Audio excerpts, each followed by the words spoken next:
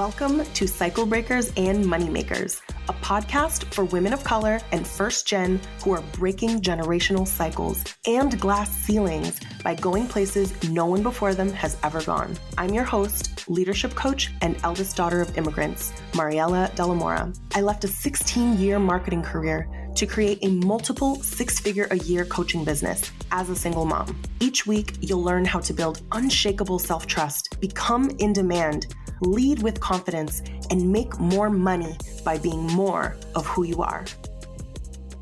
Hey everyone. Okay, I'm so excited for the conversation that Eunice and I are going to have today. I think you're going to learn so much about yourself and see yourself in this episode. It's definitely a take on business as daughters of immigrants that you have not heard before. And I'm so excited. So I'm with my client, my Reclamation client, Eunice Kimian. She is a somatic business coach for visionary daughters of immigrants and creative entrepreneurs who are ready to grow peaceful, profitable, creative businesses that they love. She is a 1.5 gen. I'm going to ask you about that later. Eunice, a Korean American eldest daughter of immigrants and a mom. She understands the pressures that come with being the responsible one, in air quotes, and prioritizing financial security over creative joy.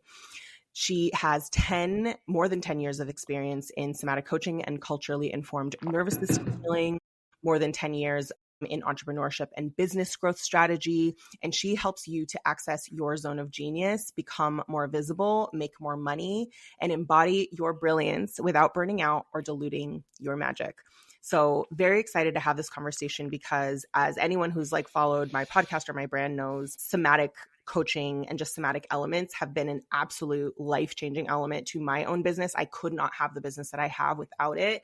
And I'm excited to have this conversation because I think we're going to talk more about what is beyond knowing how to do a thing and doing it, or strategy, or what's the difference between mindset and things that didn't begin with you. So with that being said, welcome Eunice to the show. Thank you for being here. Thank you for having me. I'm excited for this conversation. I think people are going to learn so much from you and about themselves through the conversation we're going to have today. I think especially for things that they think are a personality trait or something that's wrong, quote unquote, wrong with them, or something that only happens in their families. I think us bringing this conversation is going to help people just feel a lot less alone and a lot more I don't like to use the word normal, but more validated, I would say, because business is just so much bigger than the information and the doing. So yeah, I'm excited for us to have that conversation. Same. So I wanted to start with kind of a bigger question, because in you answering this question, you're going to tell us what you do. So instead of me being what do we do? Because we just talk about that, was why is it that daughters of immigrants need somatic and business coaching together? Just talk to us. Firstly, I would say, what is somatics? And then why do we need it? Yeah, thank you for asking that question because, I think for most of my life as a daughter of immigrants, I wasn't necessarily exposed to the term somatics. But if you actually go back in history, in a lot of our cultures, that is what our ancestors have practiced over the years. So soma, which means body. So this is a fancy word for saying mind-body connection, nervous system healing. So when we look at Western styles of healing or therapy, it's very much focused on the mindset or talk therapy. And what many of our ancestors practiced is understanding that the mind and body are not separate. And the reason why this is so important for daughters of immigrants, and specifically in entrepreneurship and creative work, I think that's a deep unmet need there because it's so nuanced. It's not just our minds and bodies are connected.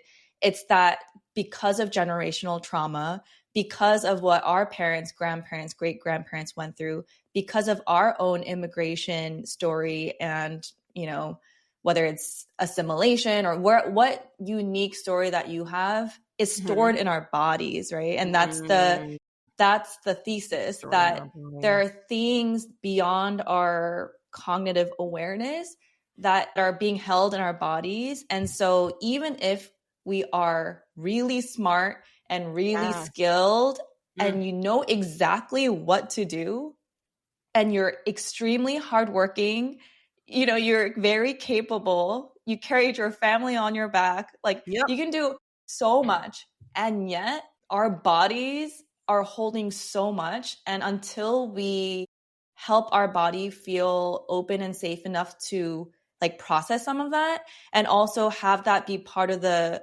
process and conversation when growing your business, that'll be the thing that blocks you from the thing that you want, not our ability to think, our ability to problem solve. Like I really have zero doubt with my clients and daughters of immigrants in particular. Like we are so capable, but it's often the element of safety, the element of feeling seen, and also understanding why our parts of us are not allowing ourselves to move forward in the way that we say that we want.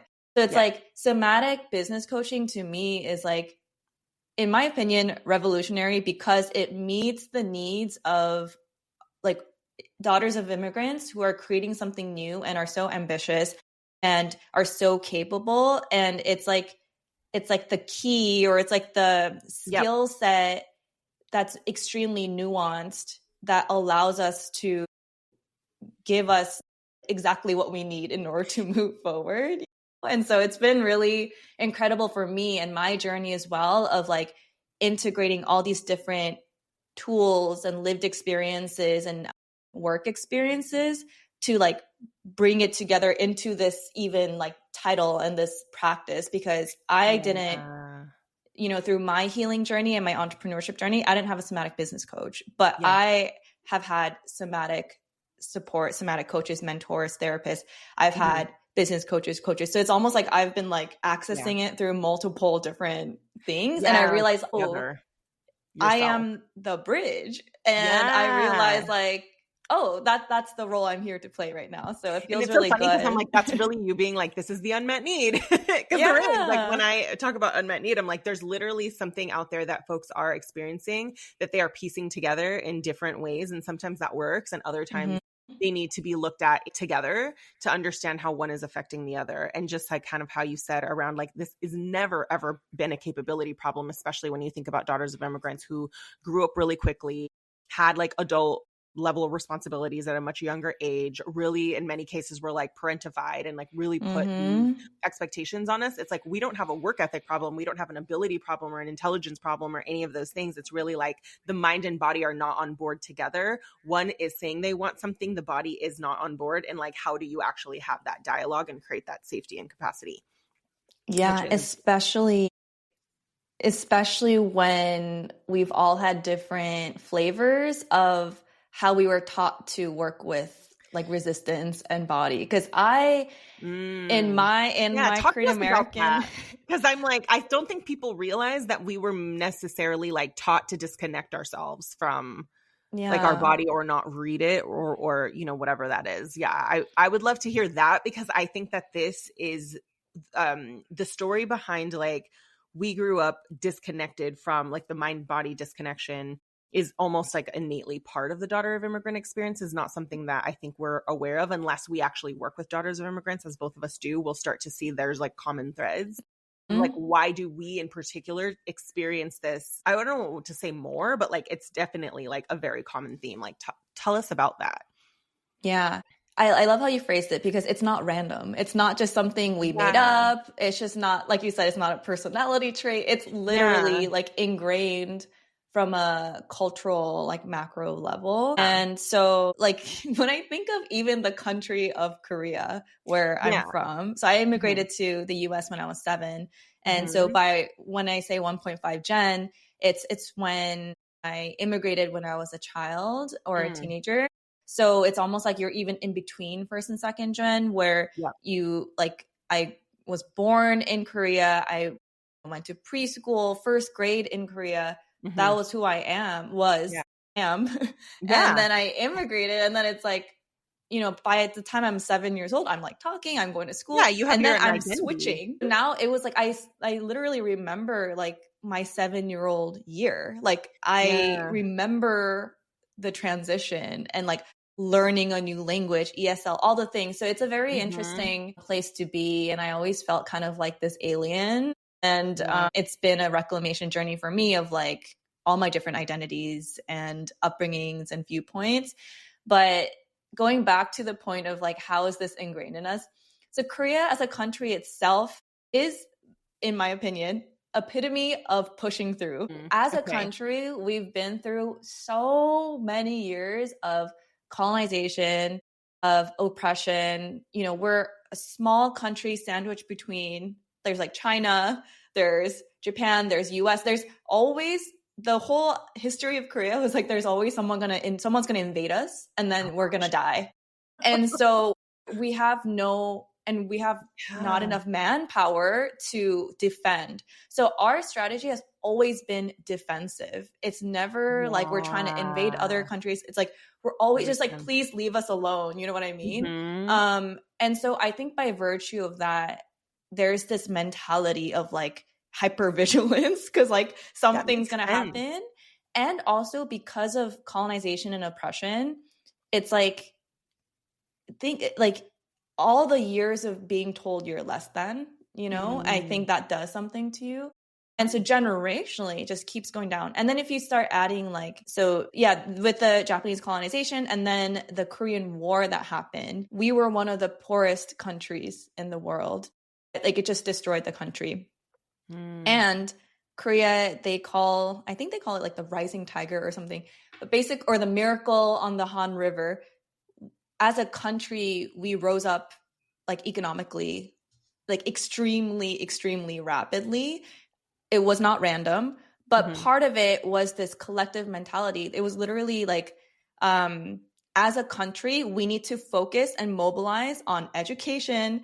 We need to do this. We need to do that. Everyone has to do this, and then we'll make it there. So as a country, like if you think about it, a lot is making sense now. Of like very intense and very collectivist culture, but then they got rewarded for it because now they have money, they have success, K-pop. So it's like, it's a country that was rewarded for being in survival mode, and almost like calling every citizen, every person into this like fight to elevate itself. I'm now seeing we'll talk about collectivist culture, because I've never heard it until you said it, around how it's like, no, you are, and there's beauty behind like collectivity and like, you know, everyone is working together. But I'm seeing now how it's like, in order for us to survive, every single person needs to get on board so that we can pull ourselves out of this thing, which then translates to, you're not your own person. You are a representation of the collective, and you don't get to just be your own person. Yeah, and be mindful of how you come across to the rest of the society, because that is the entire country, family, everything. Well, that is, maintaining social harmony is more important than how you feel about anything. Ooh, so in Korean, there's a concept called nunchi, and Nunchi. And I love this word because it's such a funny word. It means, it's like the subtle, often invisible ability to read a room and to sense what's unspoken, to track others' feelings, and to adjust your behavior to preserve harmony. And so it's not just like emotional intelligence, social skill. It's an expectation when you're born. Like, it's almost like emotional enmeshment. Because I think about how there's emotional intelligence, and then there's emotional enmeshment, meaning I need to embed myself into the emotional tone of the room so that I can mirror it back, so that I can adjust, so that I can survive and or preserve social harmony. Like when you said that, I was like, ooh. Yeah. I personally always perceive the word as more of like a skill. But the thing is, because of the collectivist nature and expectation, the skill ends up being an expectation. So like I always use nunchi in the sense that like, I can read the room, you know what I mean? But the problem with it was that when I immigrated, and I have always kind of struggled with like that tension between having to follow this social harmony thing and also just being myself. And I wasn't acquiescing enough to adjust my behavior to preserve harmony. Like that's the rub in terms of like me being an entrepreneur, going my own path, being visible. Like it's like this feeling of like, I know you expect me to do this, but there's a part of me that doesn't want to do it. So it's this like, it teaches you to stay small enough not to disrupt, and it teaches you to be humble, not to offend people. And I think as a woman, there's also a separate level of nunchi involved, because it's like, as a woman it's a highly patriarchal society. There are certain things that you shouldn't say, and like you should be modest, you should blend in, and almost like being too visible is like rude and inconsiderate and inappropriate. And so this is all coming up. I think about being a woman or even being a mom. It's like there's more people to consider according to like the culture of who you're representing. Like the whole point is that you're not supposed to make other people uncomfortable. But imagine how this shows up when you're, you know, like putting out an offer or raising your rates or like becoming like saying your undiluted thought leadership. It can make some people uncomfortable. It doesn't mean it's wrong. Supposed to.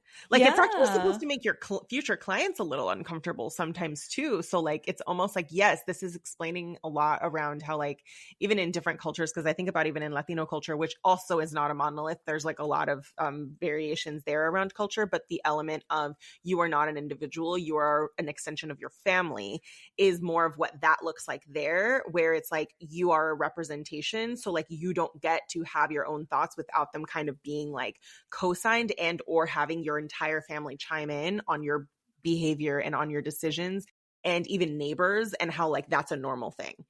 So it's like it then becomes like you are so embedded to, or you know, it's so embedded in you to think, how is this going to be perceived? How am I going to be perceived? What is this, you know, going to be? Is like, we're not raised to be like, be who you are. Who are you? Like, we're not even raised to say, well, who are you? What are you interested in? And what do you think about? So it's like we're facing like the opposite of what was rewarded and centered culturally in different expressions of that culture. So, wow. Yeah. And because the validation then or sense of worthiness is coming so externally and like so collectivistic, it's really hard to carve your own path. And I think so many of my clients, it's like they're extremely successful. You know what I mean? Like a lot of the careers they come from, they have really good salaries. Like they're incredibly skilled at what they do. And yet there's this lingering feeling and this deep inner knowing that part of the reason why they went that path was it was the secure, safe, respectable option, whether it was coming from their parents or even internally for themselves. Because as a daughter of immigrants, that sense of safety and security is oftentimes number one. You know, that's like a driver. And like, it's also this guilt, like, oh, your parents sacrificed and did this for you to have an easier life. And then, for sure, you know, and I also comparisons between the different like circumstances, right? So it's like being very hyper aware of sacrifice, being hyper aware of different options that you have that your parents didn't have, and all of that. Yeah. Yep. And oftentimes it's like, it's very different for everyone, but some parents are actually supportive of the daughter of immigrants, but then supportive in the sense that like, I just want you to have an easier life. Like, that's why I work so hard. Why would you go do a hard thing like entrepreneurship when you have something secure and that gives you a paycheck every 2 weeks? Like, why would you do that? And it's like, oftentimes the daughters of immigrants that I work with, it's like this doubt that keeps being planted of like, oh yeah, why am I doing that? Even though there is a part of them that always knew that this is what they wanted. So I think that inner struggle, especially when you're in the growth season or ambiguity season, where you're like trying to figure out product market fit for your offer. So it's like, you need to have high conviction and self-belief to make it through that stage, you know, or maybe you're in scaling mode and you're becoming more visible and you like, you know, you're attracting like more feedback and all this stuff. You need to be in high conviction of like what you're doing. But imagine you're having high conviction to some degree, but then externally, the people who you love the most and love you the most are planting this like loving feedback around, I just want you to feel safe. And you're just like, I just want you to be happy. Too. I just want you to be okay. And it's like, but with not understanding it, it's like you almost have to recommit to the yes at every stage with a different intention, because I think about how when you don't have a business and you're trying to start a business, there's this thing of like, why would I leave financial security in order to dive into like something that generally costs some element of money depending on your business model. And there isn't that guaranteed, or like, we don't know when it's going to pay off. But then even once you're making money, what happens is there's like higher risk, higher reward. So then you have to say yes to either like higher expenditures, higher likelihood that you're going to be criticized or rejected, higher like chargebacks, higher all of the things. And it's like, oh wait, like, do I want to keep saying yes? Like, why would I do that? And so like, it makes sense that it isn't just like there. It's almost like you're having to recommit to something that doesn't make sense or that you haven't seen modeled before. I was curious with this one, like, what are some of the themes that you see in your clients in somatic business coaching where the answer wasn't just like a logical one? Like, what are some of the patterns that you see in your daughter of immigrant clients? So one specific example is you already know exactly the macro strategy and the micro strategy. Like you have this offer, you want to sell this, you have an income goal, we broke it down. So you know exactly who your target audience is, you know exactly how to do it. You're going to like do outreach, you're going to send the message, you're going to get them on a call. Like we are all good. All you have to do is just literally like do the thing. And then do you know how to write the message? Do you know how to do the call? Like, yes, like the skill set is already there. Yeah. Like we have already planned it, all of that stuff. But literally it doesn't happen, or it happens and like our body's like, oh no, we can't, this is wrong. Or like, or we almost like show up in a way where it's like, that's not who I am. But it's because like, it's all comes down to our nervous system and our body feeling like, oh my God, this is like really unsafe for me right now to put myself out there. What if I put this offer, make this like outreach, and then they're like, who does she think she is? Or like, why is she being salesy? Or like they might say no, they might think I'm stupid. So all these things are happening. It's not because you can't do the outreach. It's because all of these thoughts and feelings are happening and your body's like pulling the brake, being like, like this is not good for us. It makes me think about is like imaginary risk assessment. It's like you have the information and then you like have like this like list that falls in front of you that it's like, what about this? What about this? Wait, but you can't say that. But if you say this, and it's like, you actually can't even answer the question fast enough because it isn't about the question. It's about, I'm scared. Like a part of me is scared. And sometimes it's like, I've had to say this to myself, or sometimes even with my clients when they're like this and that and this and that. And I'm like, whoa, like we're like coaching on these things, but like, it sounds like it's not about any of these things. And if you were to be like, I'm just scared.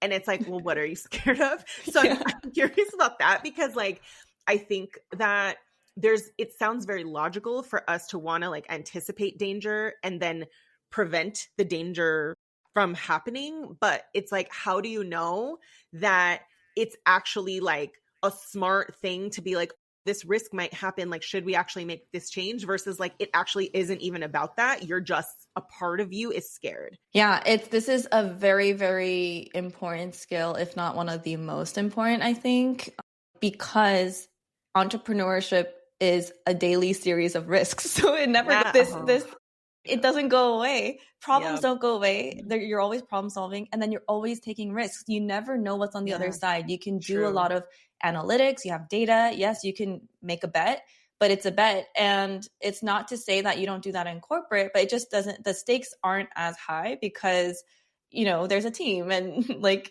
if you are the company. So if you, as the CEO, made a choice, like that's on you. And so I think there's this is not, that's why I think somatic business coaching and all the skills that we develop, lifelong skills, like it is something that you take with you throughout your entire entrepreneurial journey and life, because it impacts your life, because it never goes away. So in terms of, I think it's all about like building, do you know how to build internal safety in your body? And because it is in and of itself is a very nuanced, tender topic, because everyone has a very different definition and relationship with what safety feels like, if anything, to even identify what that feels like in the body. But like one of the, I'm curious, when people have not experienced somatic or somatic business coaching, I think depending on who's listening to the podcast, they may or may not have been coached by someone, or understand it to some degree. And typically, like you had mentioned earlier in the episode, there's an emphasis on thoughts and things like that. And it's like, oh, well, what's the thought behind it? And I think that those of us who came from like where we know we have internalized trauma and or conditioning, not that we don't just use that, but I feel like I've always like not centered it in my coaching because I know that it isn't always just about a thought that you're having.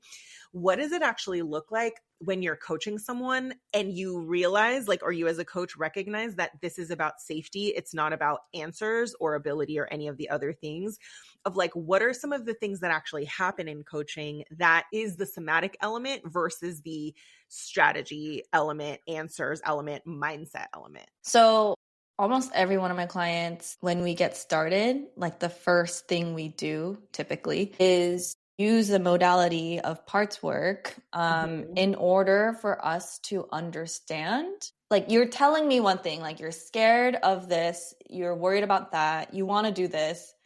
So there's a part of you that wants to make a certain amount of money, or you want to do this pivot. Like so even in the intake form, like you're telling me you want to do this. And then you're also telling me that you feel a certain way and I don't know about this. So that to me already indicates there are multiple parts that are they're not on board. Yeah. That are like not on the same page. And so we dive into, and I kind of do it in my own way of, I love when healing happens in a very like creative way. Even the people that I attract to, it's like sometimes somatics, and I think we talked about this before, how there's so much emphasis on trauma, and somatic healing is so present in trauma spaces because it can be life-changing to heal trauma through somatics, because it is like part of like the power of somatic healing. And I've experienced that too. But what I've also experienced on my own healing journey is like how creative it could be, how somatics can awaken creativity, love, like, and because when you're like creativity, what I think about when you say that is, I don't know the somatic element of it, but what I will say is that what I've seen as a coach for daughters of immigrants is that like we have a harder time accessing our creativity because that requires you knowing what you want and having that be something you've practiced, doing something or trying something without always knowing what the end result is, and expression, all things that can feel very foreign to us, which is why something like creativity that brings them all together, it's kind of like the knowing who you are, the not knowing the outcome, and then expressing yourself. Tell me about that around like how does somatics like unlock creativity and just what you've seen. Yeah. And the reason why I do it in this way is actually like super intentional, because the work that my clients and I do are so creative, even within entrepreneurship, like creative entrepreneurship. And I believe like entrepreneurship is a very creative act where you're creating something out of nothing.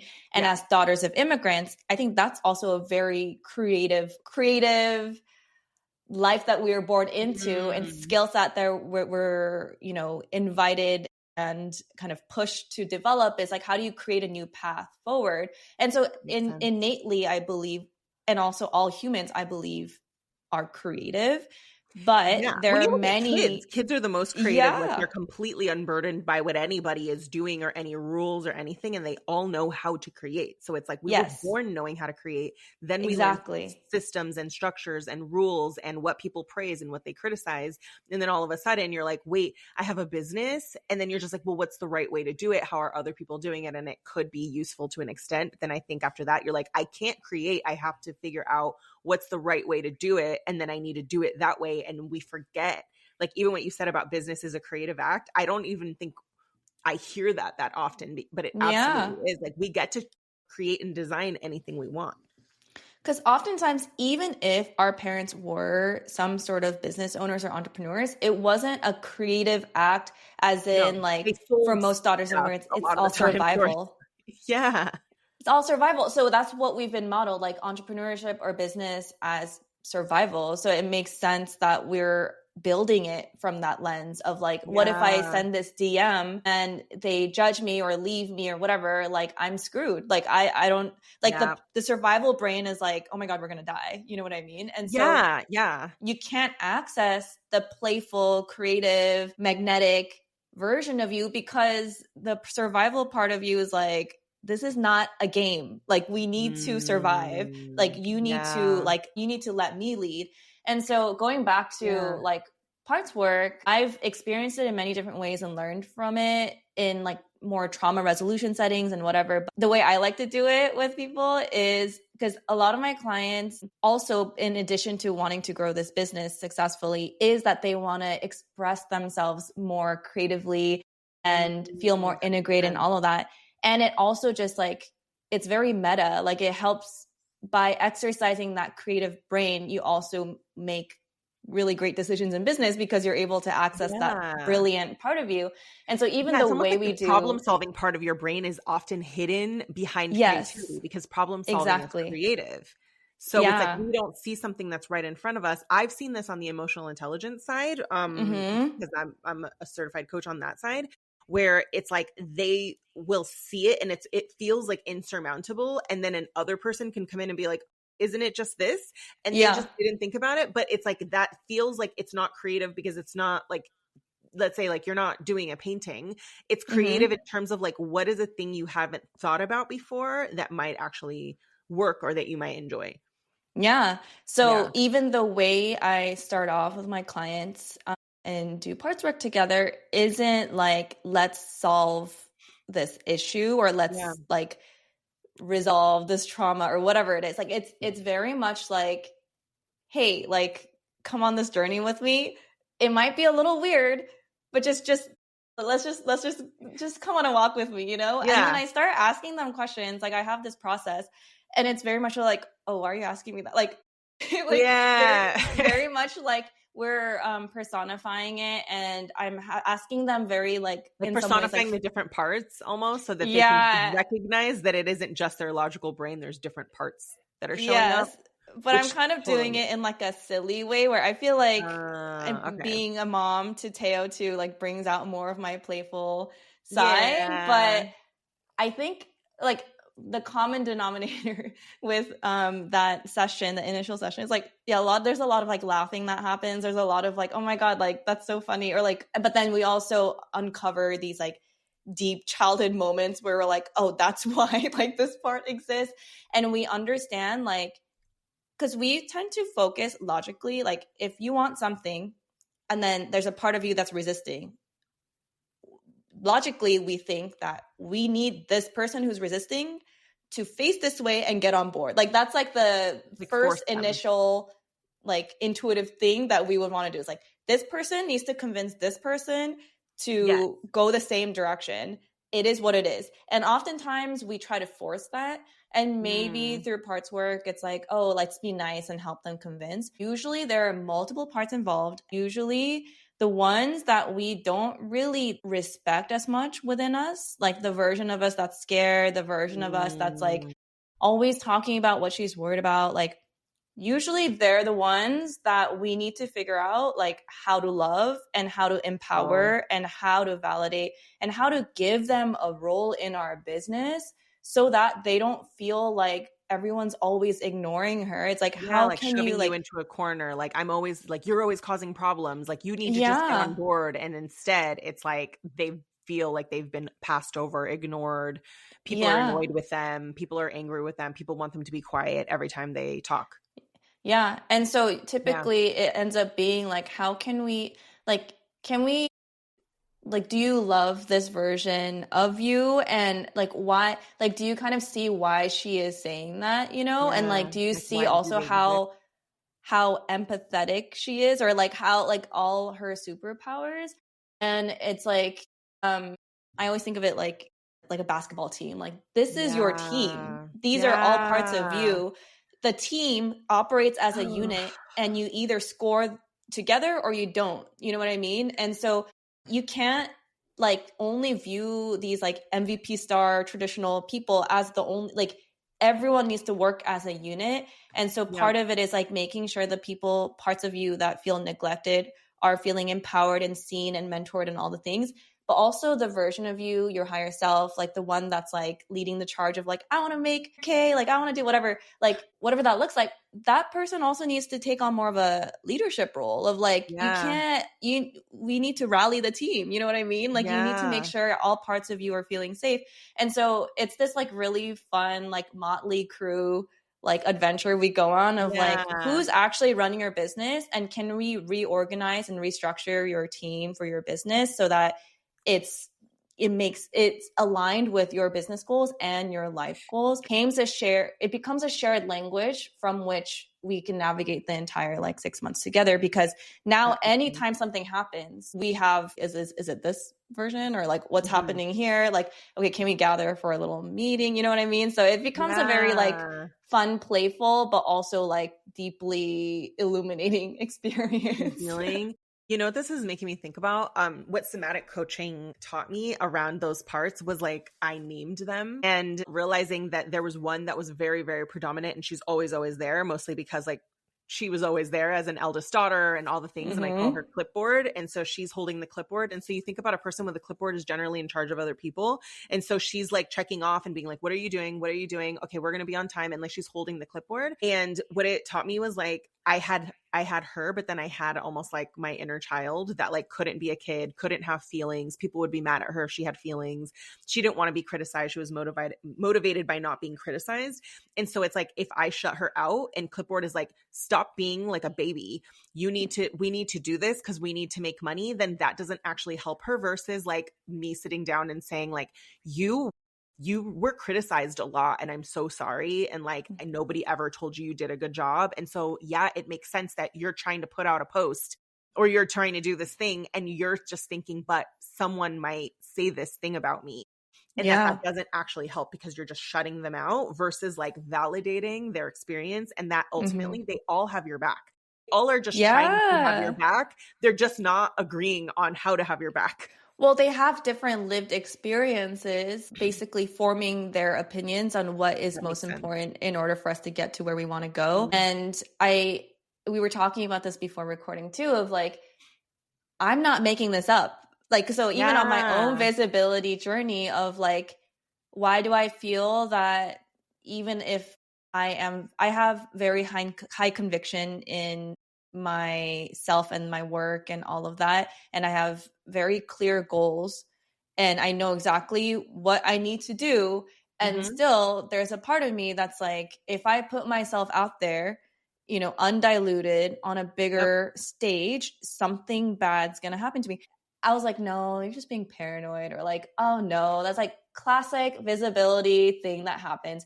But then I talked to my mom, and she's like, oh yeah, that makes sense. Cause you know, in preschool, this happened to you. In elementary school, this happened to you. In middle school, that happened to you. And I was like, what? Like, I just suppressed all of that away because I guess it was so painful. But then, and even looking at macro culture in Korea, there's so many examples of when you're visible or a public figure, like some bad things can happen to you because of that scarcity and collectivist mindset.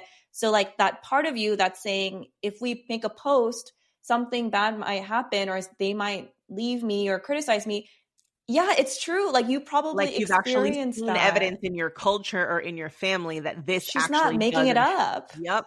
That when you told me, like when you know, kind of told me like in Korean culture, like this is what happens, you know, when people are successful, really, really good at something, that there's just certain experiences that they have around like the culture, not necessarily like wanting each individual person to stand out too much or be too good at something. It really does make sense to be like, no, I'm not just making this up. Like this does actually happen, or I've seen it happen to people. Yeah. So I almost feel like as daughters of immigrants in entrepreneurship, there's parts of us that like when we tell that part of you that's like not on board yet to get on board, it's a little bit like gaslighty, being like, no, like, why are you worried? Like, you shouldn't worry about that. But it's like, no, like, it makes sense why you're worried. Has happened. And sometimes it's happened in your childhood, like in your home, where that part is like, no, but we actually got yelled at. Like, no, we actually got told this thing. Or it's like, no, but I've seen it happen in my extended family. I've seen it happen in my culture. I saw it happen to a pop artist or whatever, that it's like validating that is so important. The validation piece, I know some people think it's just like, just be nice to yourself. It's just like therapy speak or whatever. No, but actually, like, as human beings, all of our nervous systems and our bodies need validation because we are social animals.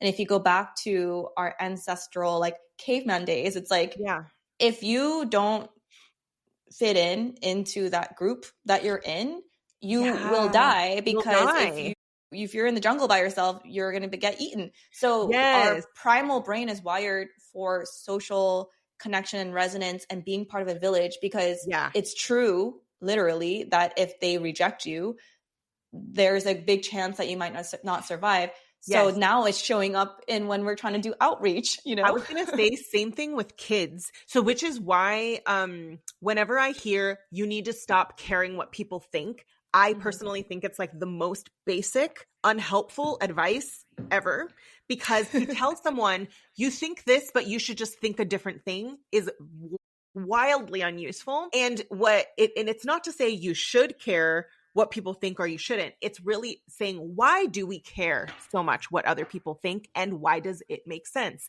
And with that understanding, operating from there, because when you said, like, yes, in our ancestral cultures, caveman cultures, like, we needed each other, and also children to survive need to bond to a caregiver.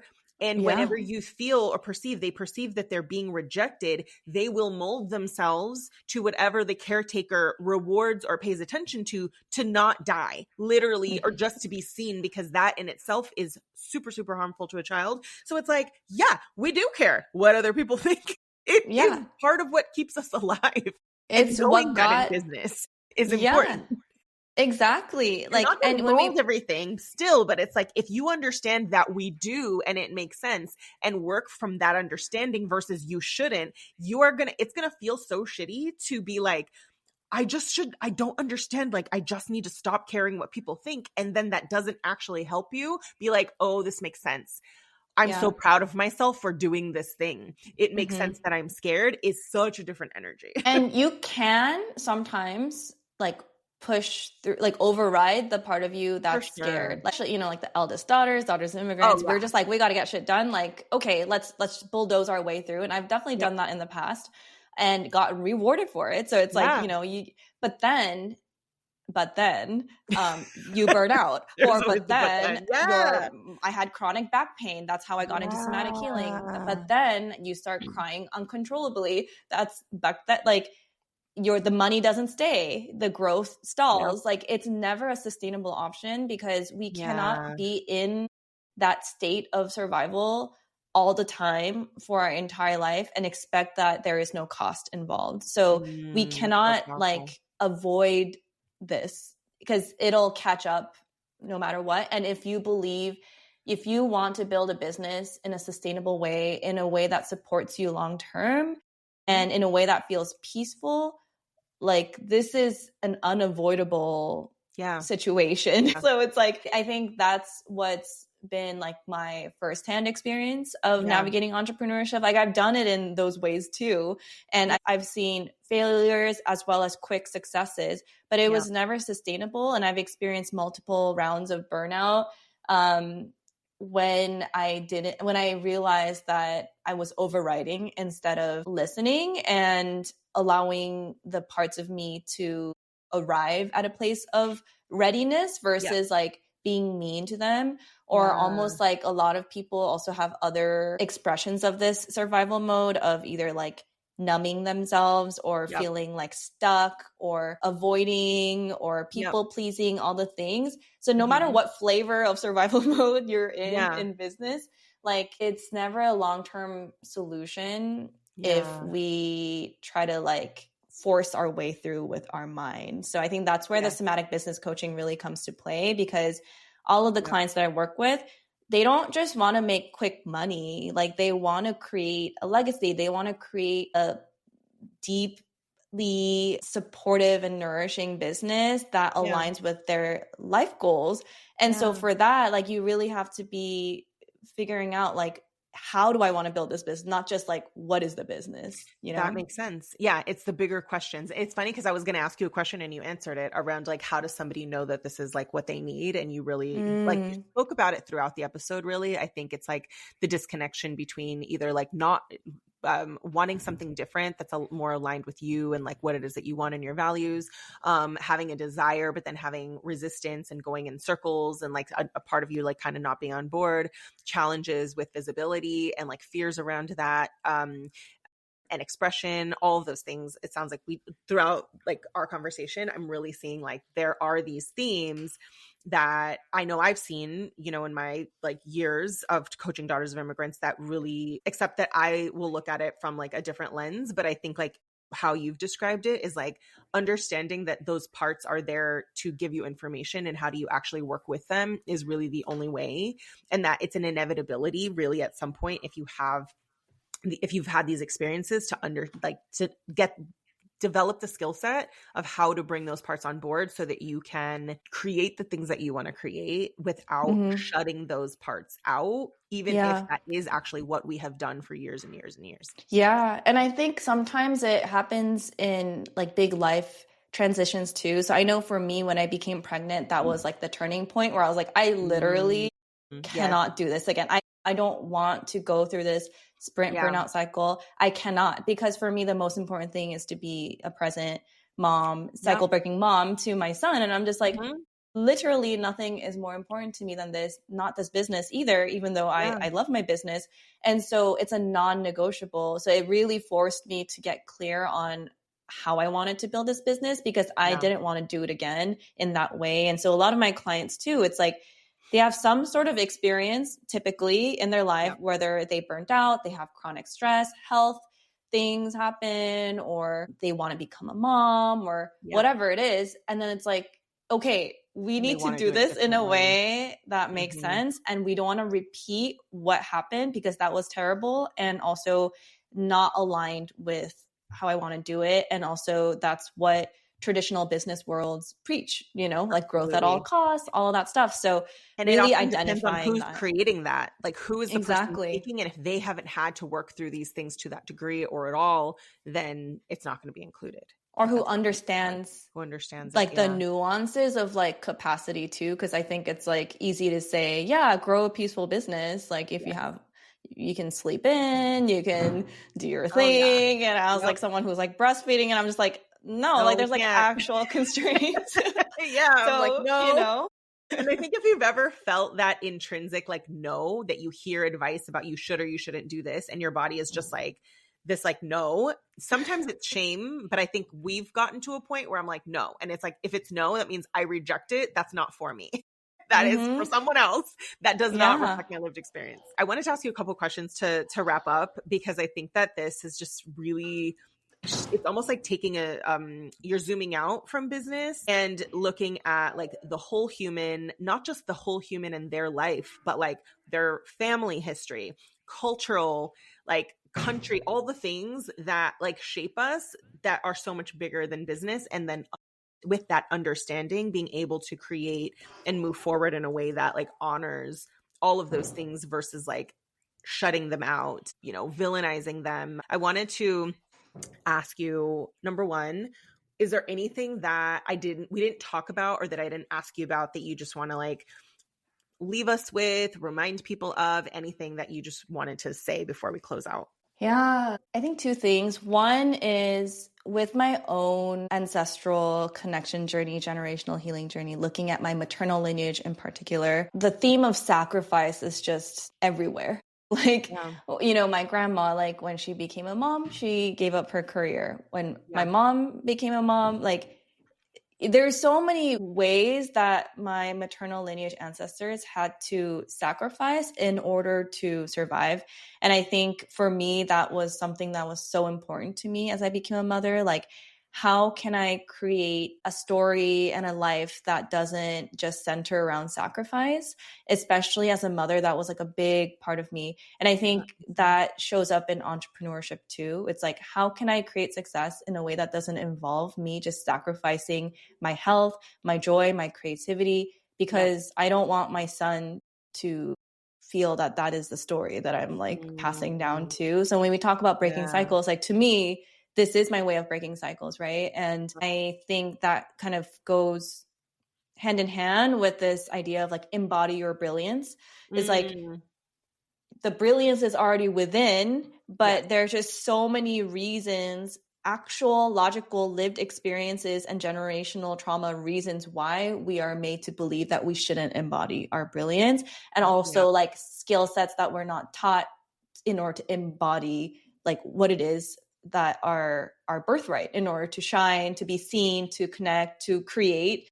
And so I wanted to leave you with that. Like, I think there's just so many themes of sacrifice that I think that I've been working through and healing, and I love supporting folks through.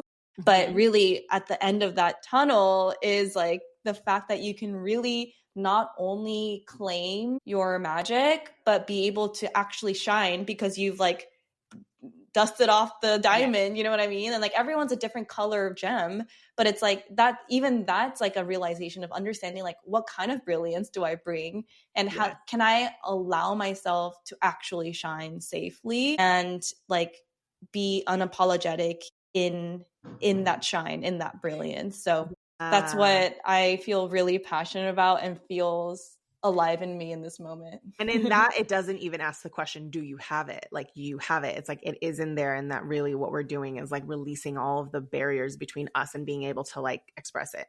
Which I think is such a good segue to my next question. Coming up, tell us more about that. Yeah. So by the time this episode goes live, my podcast, Embody Your Brilliance, will be live. So check it out. I'm so excited about it. And you can also find me, DM me on IG at Eunice Kimian, and let us know what resonated with you, because I feel like this is such a topic that needs to be talked about. I love hosting somatic healing circles and fun events. And so join my email list to know about the upcoming circles, and check out my one-on-one somatic business coaching through my website, eunicekimian.com. Perfect. We'll put all of those in the show notes as well. Look out for her upcoming somatic healing circle. She just had one like last week as of the time that we recorded this. New website, full makeover from Camila with like photos, videos, everything. We're also celebrating that she's booked out. Like, we're going to have a separate episode that you all can tune in for that. So there's just so much. Also just like validation to be like, this is needed in the world, because as soon as you put it out there, like, you know, you had so many people hop onto it. So I'm so celebrating you in that as well. So thank you. Thank you so much, Eunice. I so appreciated just everything. I loved our whole conversation, and thank you for being with us. Me too. Thank you for having me. And everyone who's listening, catch the next, we're going to have another episode where Eunice is going to share her journey in reclamation and booking out, and we will see you there. Thanks, y'all.